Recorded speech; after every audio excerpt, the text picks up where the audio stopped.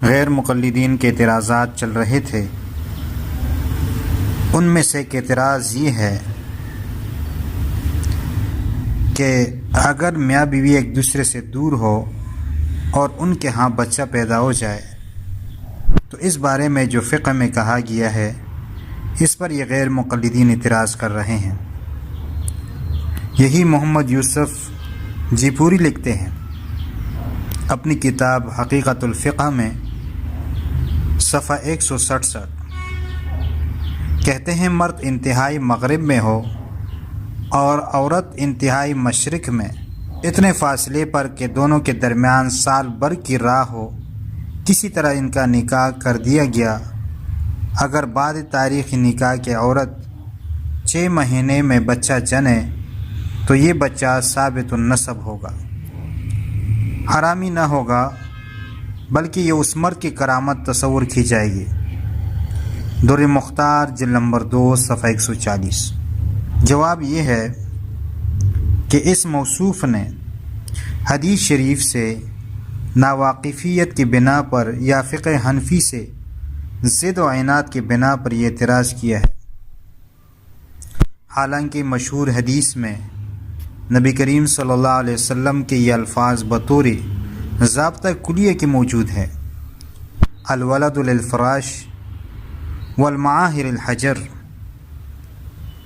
بچہ بچونے کا ہے اور زانی کو سنسار کیا جائے گا، یعنی بچہ والد کا ہوگا کیونکہ عورت اس کا بچونا ہے، اور زناکار کی طرف بچہ منسوب نہیں کیا جا سکتا بلکہ زانی کو پتھروں سے سنسار کیا جائے گا۔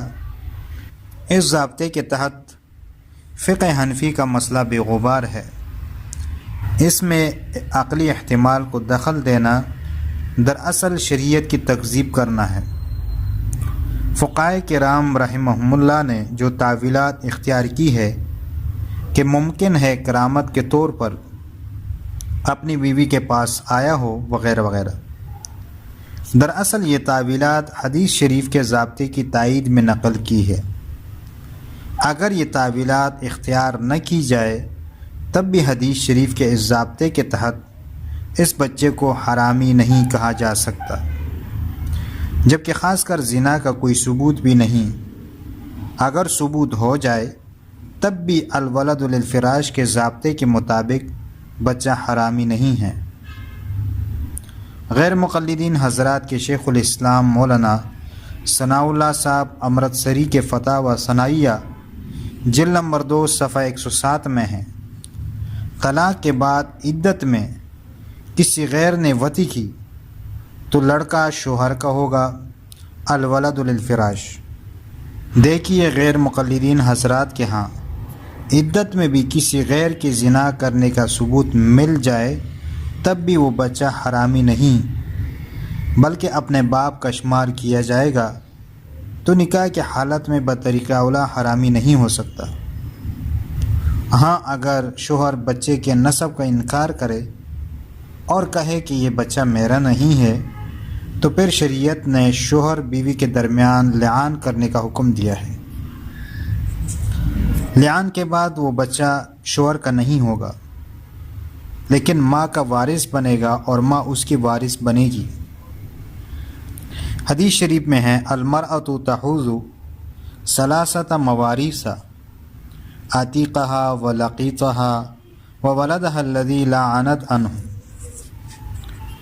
جامع الترمذی جلد نمبر 2 صفحہ 32، ابواب الفرائض۔ عورت 3 میراثوں کو جمع کرتی ہے: نمبر 1 آزاد کردہ غلام کی میراث، نمبر 2 لقیط گرا ہوا لاوارث بچہ، اور نمبر 3 وہ بچہ جس کی وجہ سے لعان کیا ہے عورت نے۔ اس دوسرے ضابطے سے جو حدیث پاک سے ثابت ہے معلوم ہوا کہ بچے کے نسب کا انکار خاوند کرے تو بچہ ثابت النسب نہ ہوگا۔ اگر شوہر انکار نہ کرے تو بچہ ثابت النسب ہے۔ ہاں اگر کوئی غیر مقلد شریعت محمدیہ صلی اللہ علیہ وسلم کا انکار کرتا ہے تو یہ اس کی اپنی بدنصیبی ہے۔ اللہ تعالیٰ سے دعا ہے کہ اللہ تعالیٰ ہمیں صحیح بات سمجھنے اور اس پر عمل کرنے کی توفیق عطا فرمائے۔ وصلی اللہ تعالی علی خیر خلقہ محمد وعلی آلہ واصحابہ اجمعین، آمین یا رب العالمین۔